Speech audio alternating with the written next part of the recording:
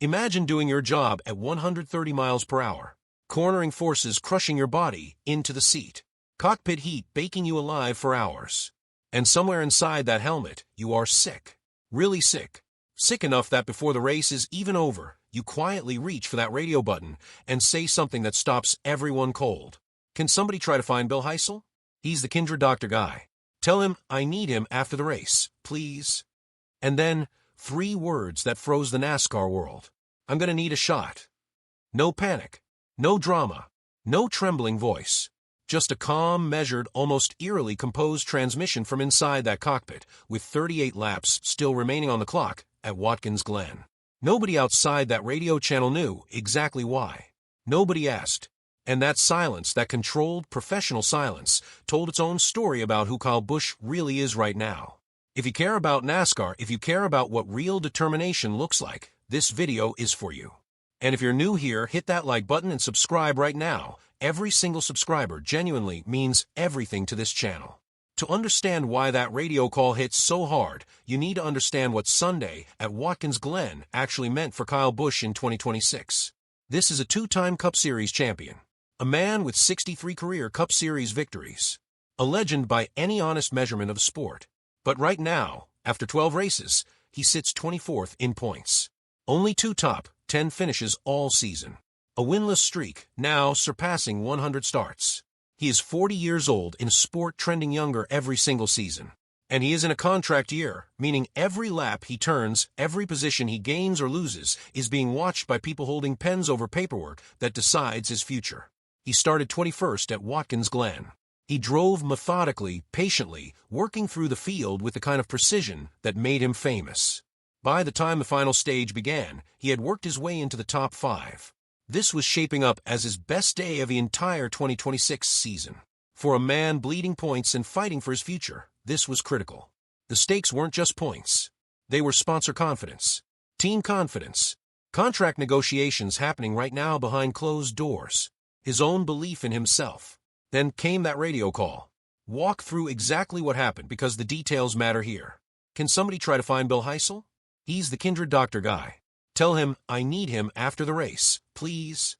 Note the formality. Note the composure. He even says please. He identified the specific doctor by name. This was not a casual, panic request. This was deliberate, premeditated. He had clearly been managing something for a while before that transmission. The team immediately responded. Car or bus? Bus, Busch answered. And then, without hesitation, I'm gonna need a shot. And then silence. He put the radio down. The team confirmed the doctor would be waiting. No further explanation was offered on air. No elaboration was requested. The only official context available came from Fox Sports broadcaster Mike Joy, who mentioned that Busch had been battling a sinus cold all week. That is the official explanation on the table. A sinus cold, bad enough to require an injection immediately after the race. But here is what the NASCAR world is actually asking. Is that really all it is?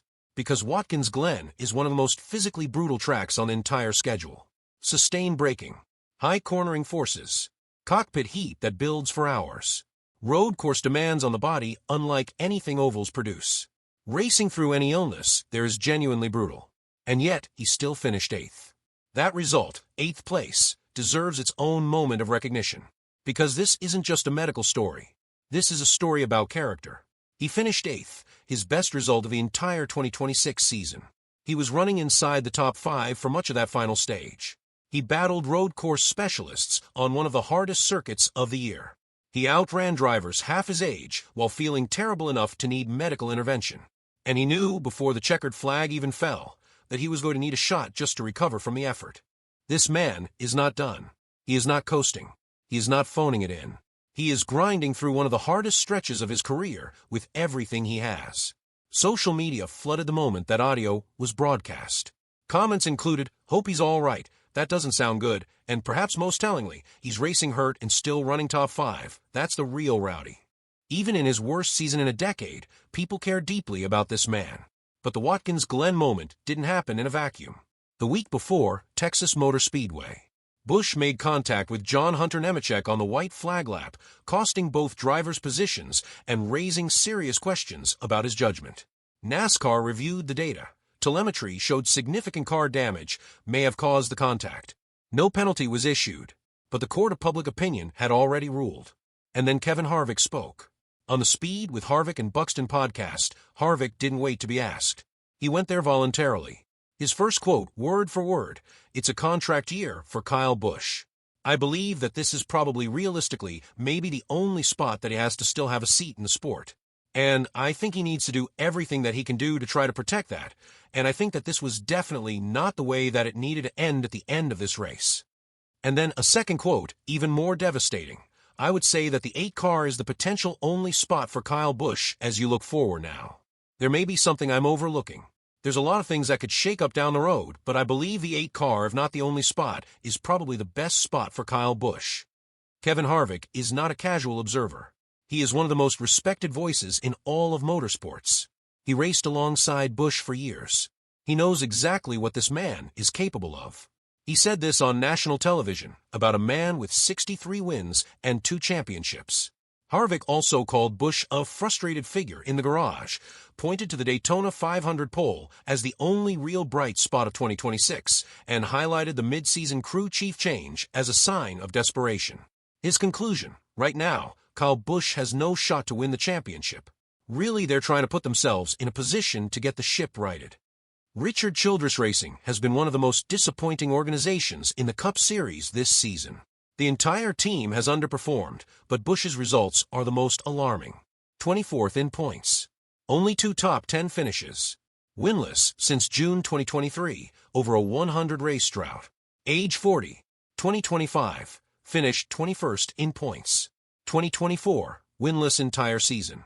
The numbers don't lie, and sponsors watching those numbers are already asking hard questions. Reports suggest RCR is focused on a long-term rebuild with potential future roles for Austin Dillon and Ty Dillon. That direction may not align with a veteran driver on what was already seen as a prove-it deal. So where does he go if 2027 comes and RCR moves on? He has stated clearly he is not retiring. He has plenty more to do and confirmed no retirement timeline as recently as April 2025, with his son Brexton's racing future factoring into his plans. Realistic options include staying at RCR if results improve dramatically, a move to Spire Motorsports through existing relationships, a return to the Toyota camp through JGR or 2311, long-shot Hendrick Motorsports rumors, or a Truck Series championship run. The realistic pool of quality seats for a 40-year-old in a winless drought is small and shrinking. That is the hard truth Harvick is pointing to.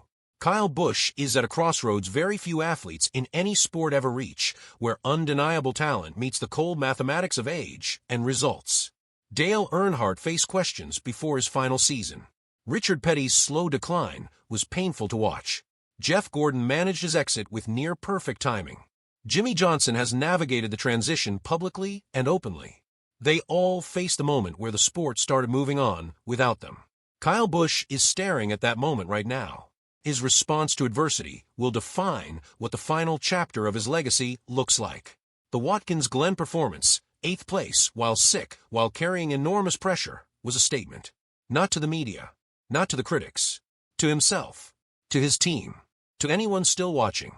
He radioed for a doctor. He needed a shot just to get through the weekend. He still finished 8th. He still outran drivers half his age on a road course while feeling genuinely terrible. That is Kyle Busch in 2026. Battered, questioned, written off by some, and still absolutely refusing to go quietly. This channel is brand new, and we are working genuinely hard to build something special here for NASCAR fans who love real storytelling. If this video gave you something, if it made you feel something, please hit that like button and subscribe. We are pushing toward 1,000 subscribers, and every single one of you makes that goal real. Now, I want to hear from you. Do you think Kyle Busch can turn his 2026 season around? Was Kevin Harvick too harsh, or was he simply telling the truth? And where do you see Busch racing in 2027? Drop your thoughts in the comments, because this conversation is just getting started.